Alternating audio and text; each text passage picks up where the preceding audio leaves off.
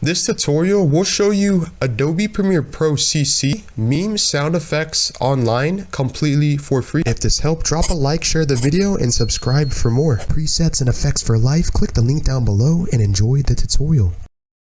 Alright, ladies and gentlemen, boys and girls, circles and squares, Adobe Premiere Pro meme sound effects completely for free. Go to your search engine or browser and type in this right here, myinstance.com, and then you want to click on this website, myinstance.com. Now basically we have a list of different memes or sound effects completely for free. We can click on any one of them. And basically if you want to download this, you can right click or click, and as you can see we can click share, copy link, or download as an MP3, and it will download. Now locate on your computer, PC, or device where you download the sound effect, drag it on Adobe Premiere Pro CC, and then drag it down below. And as you can see, we have our sound effect.